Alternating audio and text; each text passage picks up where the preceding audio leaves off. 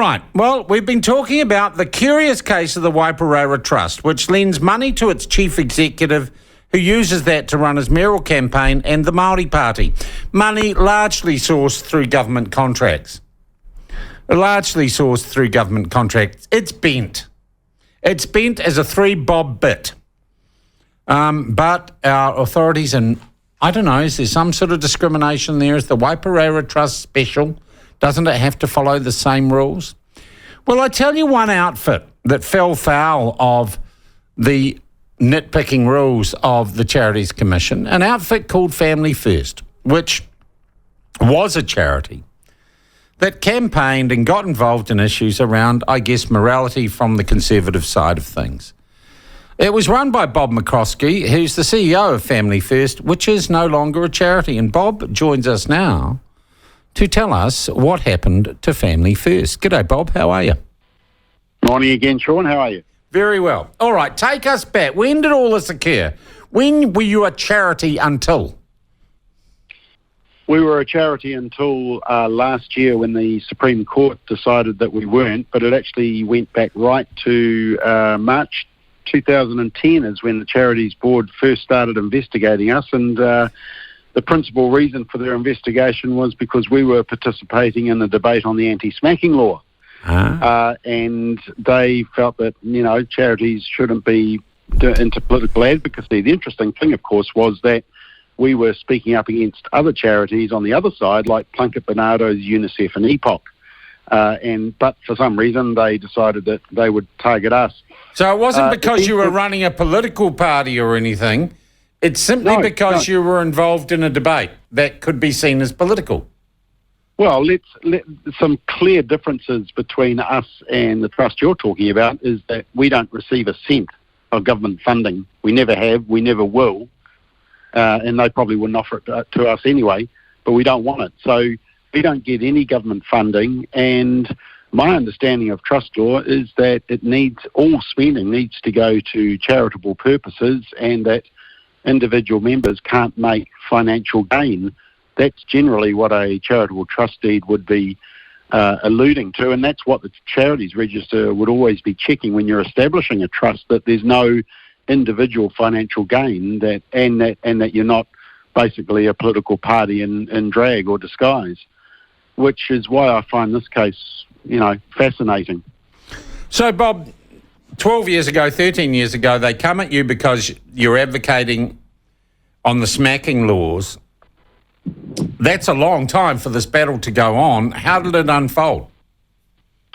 So we ended up in the Wellington High Court, and it was after the Greenpeace case. So after the Greenpeace case, which effectively said that, no, you can do some political advocacy as long as it's part and parcel of general education and... so Greenpeace is still benefit. A charity?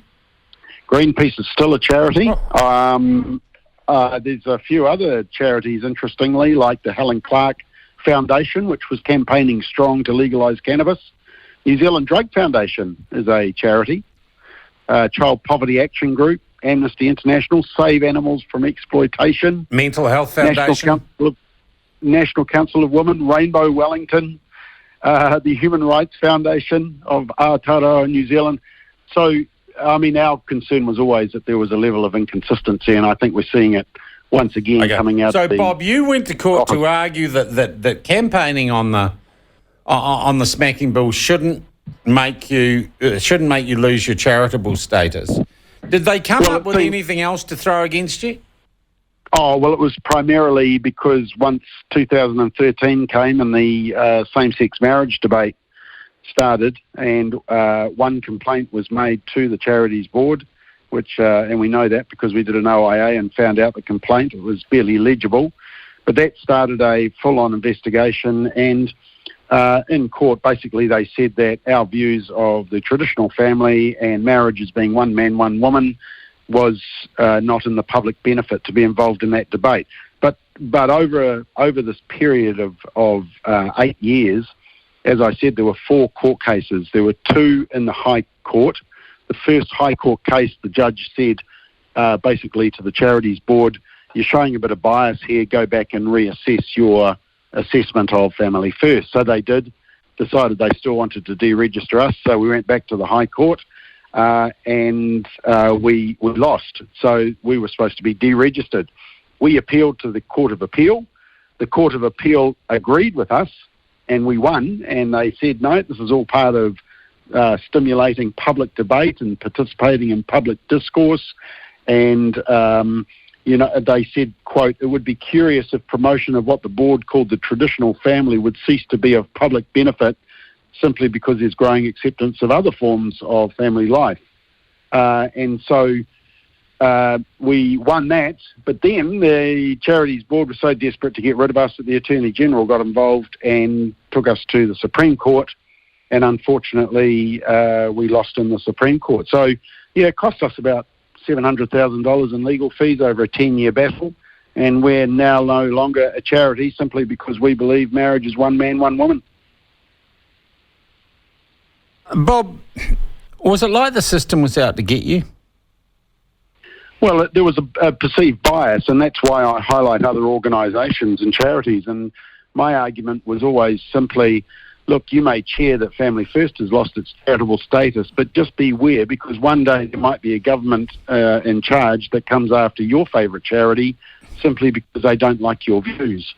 And I think that's always a dangerous environment to be in, where organisations which are basically doing the same thing, same style, same level of advocacy, same sourcing of funding, because a lot of charities do depend on, people who believe in what they're saying and support their, their mission statement.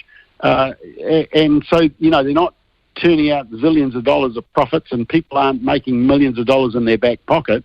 They are charitable organisations that are accountable. And unfortunately, there's been an inconsistent approach. But even the Supreme Court, I think the interesting thing, Sean, is that in the Supreme Court, they basically said, and I do just want to quote from that because it's really revealing, is that basically what they said, here we go.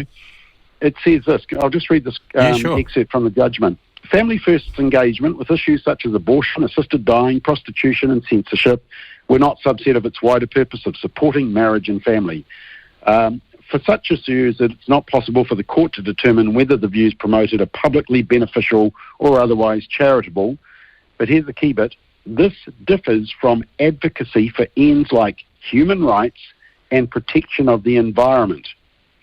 So this is a key point to understand. The court appears to be saying that the religions of human rights, which is sexuality, gender, critical theory, and environmentalism, are acceptable things to advocate for, but to present and use decades of research about family formation and structure is unacceptable and apparently discriminatory. And that's what we're up against now. It's the new religion of human rights and protection of the environment. And I know for a fact that if you apply to be a charity, to the Charities Registration Board now, and it's in the area of human rights and critical theory and LGBT, etc., and environmentalism, it's pretty well a shoe-in. But if you apply to talk about traditional family, woe betide if you ever mention that you believe in traditional marriage. You're not even going to get in the front door. So the whole system's bent, Bob, is what you're telling me.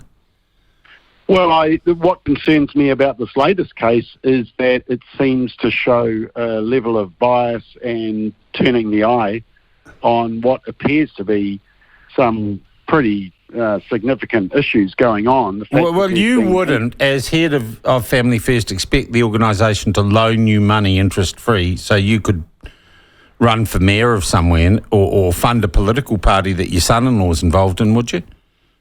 Well, if my board did that, my board would need to be sacked because I'm pretty sure it's outside our trust deed. And every charitable trust deed, that interest-free loans is a form of compensation that is not part of a charity. That's my understanding, but I think, get some legal prowess on this. But I think the aggravating factors in this is that there's a huge amount of government funding and it's going directly towards funding political parties. And I know, I'm surprised not only the charity services and checking this more, but also the electoral office isn't checking the rules around funding of political candidates as well. Because I just think prima facie, it's just a massive story And I really cannot understand the Charities Commission simply, in reality, doing nothing, choosing to do nothing about this. Well, they've got from what I can tell from media reports, they've got a word of encouragement that it won't happen again. Apparently that's come on. Sufficient, This is the problem with it, and this is the reason, Sean, that there's currently a bill going through Parliament which is fixing up aspects of charity law, but there's been huge opposition from most groups because most charities want the examination of the laws to go right back to step one and basically look at who does qualify for being a charitable organisation and who doesn't. Because most fair-minded people look at what happened to Greenpeace, who remained a charity, and look what happened to Family First, who didn't remain a charity, and then look at all the other charities like the Helen Clark Foundation and the Drug Foundation and the Child Poverty Action Group. And the Mental Health Foundation, yeah. Yeah, and they wonder why the inconsistency. Most thinking, open-minded people can see the inconsistency, and they're not happy about it. Yeah. Bob, what are the advantages of being a charity, and how are you coping with not being a charity? There's three key advantages. Firstly, that people who make donations get the donation tax rebate, so that's nice for them. Not so much for the organisation, but it's nice for the giver. For the organisation, it means that your income that you make is not assessable for income tax, and it also means that you don't get stung for fringe benefit tax. So when you lose your charitable status, it means you then have to start paying income tax and you have to pay fringe benefit tax, but also your donors don't get the donation rebate. The fact of the matter is our donation levels have gone up since we've been deregistered. People don't like the way the state has acted towards us. So it's actually done us a favour, and it actually gives us new freedom that we can speak up without worrying about the Charities Board telling us we're being too political, even though many other charities are political as well. As I said, in the cannabis referendum, we were on one side. There were a whole lot of charities on the other side, but it seems okay that they can do that. We're deregistered, they're not. And, one thing I was fascinated at is that Waipareira Trust, the media report was saying that if they were deregistered, they'd have a $16 million tax bill. That means that they've got net assets of around 40 to 50 million. Yep, so, that would be right. That's a very healthy organisation. We've got that same situation. We're about to be assessed on our net income as a result of being deregistered, and we're going to get a tax bill, but fortunately we're not a rich organisation, so it's not going to be a very big tax bill. Yeah.